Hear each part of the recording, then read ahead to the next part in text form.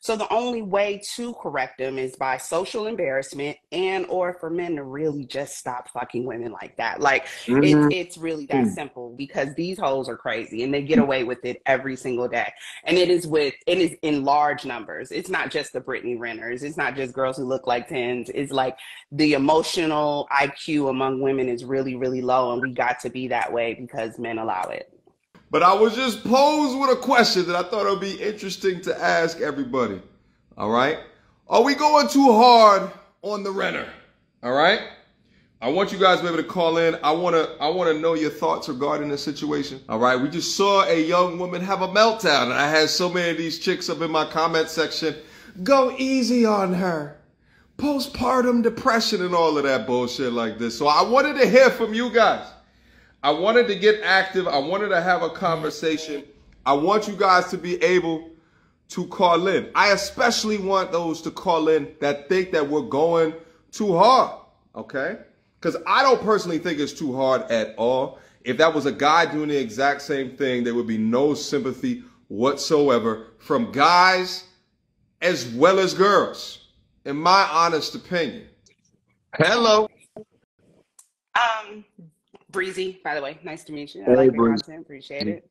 Pleasure to meet Um, you. so I think that when I looked at what happened, especially with her throwing the bottle at the security guard, Mhm. I felt like that was a moment where if that had been a man that threw something at a woman, they would immediately address the situation. You know what I Oh, mean? without a doubt. Yeah. Right. And so the fact that I'm watching the brothers around her laugh, kind of snicker, some of them, whatever, but all of the responses to it, that's why women can't be held accountable because when it happens like that and they happen to look like the Brittany Renters of the world, Yeah. especially, they get away with it. So Yeah. definitely feel like it's time to hold her accountable. It's time to hold all women accountable, but the only ones who can do it is men. The behavior will not change because they're not incentivized to change. Mm. That's simple. Yo, yo, I feel that point so much. So you're saying that within the room she wasn't held accountable, even though No. she got checked by Briggs. Even the dudes in the room was like, like Charleston White was like, be calm, be easy, like let her go Yeah. off. And the thing is, like, to a degree, components of the internet are trying to hold her accountable, but like those up on high, those that are intertwined within her businesses and shit like that, those that make money by posting in her comments, and the people like, oh, who the fuck is that? Let me click on that profile picture, and all of a sudden you're exposing yourself. People like that will never hold her accountable, right? So there's this sort of thing where like the guys kind of are laughing about, and it actually happens in real It life as well. We see does. a woman buck up like that, and it's just like, well, she can't beat none of us, so like, let her pop the fuck off. Let her do a pop off shit, because you know at the end of the day, if you put your hands on her, try to remove her from a situation, it's probably gonna be a bad look on you from a law enforcement perspective. But you're saying that the internet is a way to be able to conduct ourselves on a platform where we can hold her Social accountable. embarrassment is a hell of a corrective tool. I think that Mm, should have been one where she should have been read. Like we use that. I'm in a sorority. That's one of the things when we're amongst ourselves. Like we will embarrass you. We're gonna call you to the carpet immediately, and that's how that should have been handled. She should have been like really like dragged and forced to like rub her face in it like a little puppy. Look at what you mm, did. Look at your behaviors. You started out, twerking on a married man. You then you escalate it to violence, and mm. now you're, you know what I mean, like having breakdown, like rubber nose in it until you do it. Nothing's going to Ain't nothing change. gonna Nothing's going change. to change. Yep.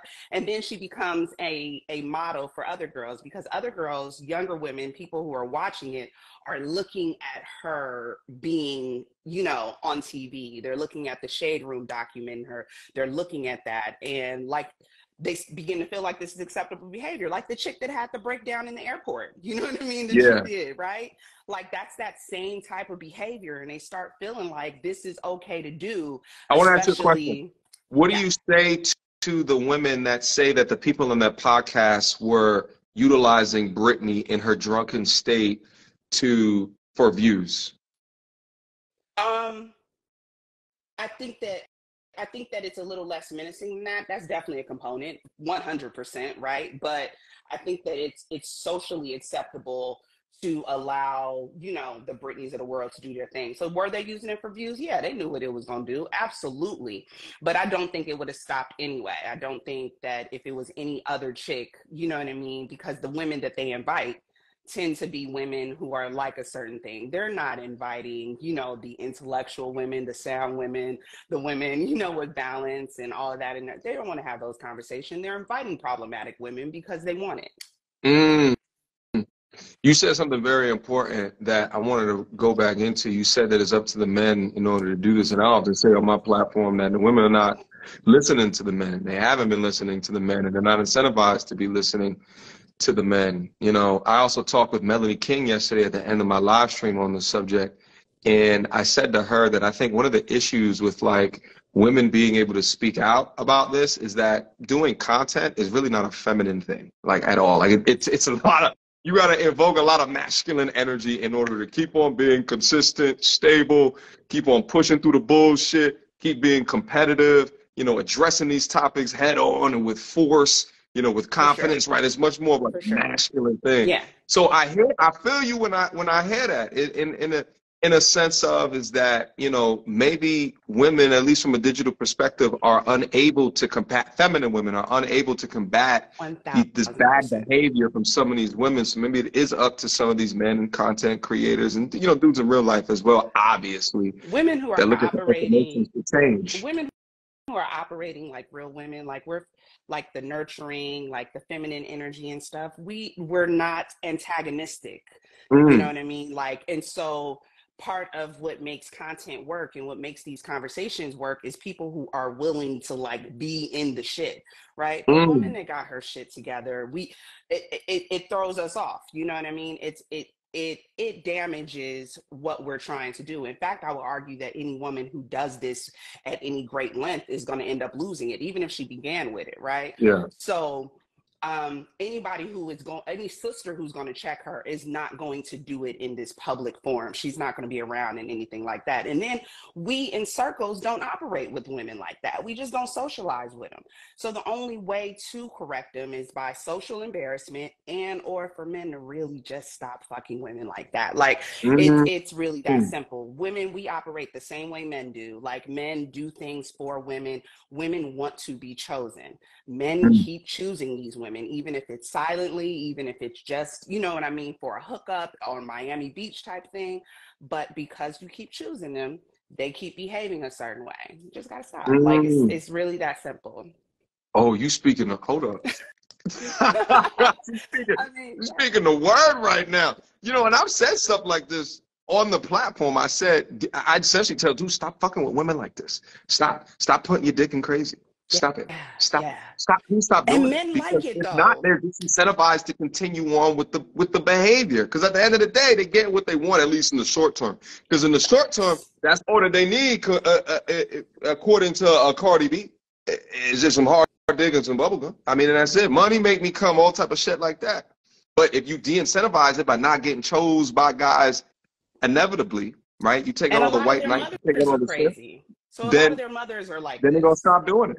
So now they have a habit of fucking with women like that because their mothers are like that. Their sisters are like that. So they're not even used to what it feels like to be loved by a normal chick. You know what I mean? They don't know what it's like to be drama-less. Here's the thing, though. Men don't like it, and we speak up against it, but niggas love it. Oh, yeah. They love it. They will save a like that. I just don't fucking understand. I bet you, I swear for God, she went home that night and some motherfucker caught up, baby. I just saw the podcast. I just want you to feel so much better. Let me just come over there and just rub your head, baby girl, and then squeeze off in the gas cheeks later on that night. Like, for God damn, there's always a Captain Save-A-Ho around the corner. And here's the thing: is that like I think it turns men on to be a party to this behavior. No, that shit does not turn me on. I think Melanie King actually, she asked me yesterday, whatever, like fuck, like with a chick like that. No, I don't even want to be in the bar with this. I don't even be in the same location with women like that. I think you're in a minority report. There's nothing for me. You said what? I think you're in a minority report with that. Like, judging by the world. Like I think you are definitely in a minority because these hoes are crazy and they get away with it every single day. And it is in large numbers. It's not just the Brittany Renners. It's not just girls who look like tens. It's like the emotional IQ among women is really, really low, and we got to be that way because men allow it. Hello. How are you? How are you? I'm well. How are you? I'm doing all right. How should I my, refer to you? my name is Tony. Nice to meet you. Tony? Yes, I'm named after my dad. Tony. Pleasure to Nice meet to you. meet you as well. Okay. My assumption is that you've been watching a little bit of this. I wanted to ask a question. Am I going too hard on Brittany? Should I tone No, it down? no, not at all. I believe her behavior was disgusting. It was an embarrassment. Like the other lady said, I'm sorry, I'm a little nervous, but Don't be kind of how nervous, mama. You good. kind of how Breezy said, I was watching it and it was like she's twerking on a married man. She's disrespecting a world-class champion boxer. And if that man would have punched her in the face, like you said, she would have been dead. And Like to this. challenge him, right? And the way she kept challenging him, it's like, do you want him to do that? Right. Throwing water on people, I just thought it was despicable. And for her to have a son, how a lot of people in the comments were saying, he's going to have to grow up to see this behavior. And how do you explain that? Right. Right. You know, it's one thing to watch her in car videos kind of just pop and talk shit. Mhm. It's another thing to look at her name in the tabloids, right? But it's another thing to see how violent that she gets in real time, in live, in Yeah. 4K, around men. And here's the thing is, to a degree, I feel bad because if you just picture people as infants, you look at an infant, there's nothing bad about an infant. Mhm. But it's like, well, what has happened to that infant that then becomes a Brittany Renner? What is the trauma? What is the experiences? What are the parents? What is going on there? Because only hurt people act like Brittany Renner. And she's done a good job at the facade, but it came out in the alcohol-fueled binge that we all got to see in 4K. So to that degree, I feel bad, but also she still got to catch these verbal hands. True. And I think she was triggered, to be honest, when they asked her the question about about his new contract. It's like her demeanor just kind of instantly changed. And Yeah. regardless of whatever, you've been drinking, you should still have a threshold of what behavior you're going to exude. Because I mean, I've drank before. I've, gone out and maybe done, went a little overboard with my friends. But at the same time, I'm not about to act an ass and attack people and show my, Right. show my coochie online Fact. or anything like that. Yo, they're gonna put the content on OnlyFans because, like, apparently it was like way up in her cheeks. They came and posted up on YouTube. Yeah, I did a live stream last night that got demonetized, and I think it got demonetized because there was one portion where she was like twerking on Charleston White, and it was like white ash all up in between her guy. It was disgusting. But yeah, they said they're gonna post it on OnlyFans. And the thing is that, like, if you if you take a look at the way that she responded right when asking about the PJ shit, and I actually mentioned this in the video. Do you mind if I bring this up on screen real quick, just so we can look at it together? PJ just got an amazing contract. Look at. I'm saying, how do you feel as a woman known as a baby father? What is your first view on that? Honestly, I want my child's father to win. Exactly. It's just what it is.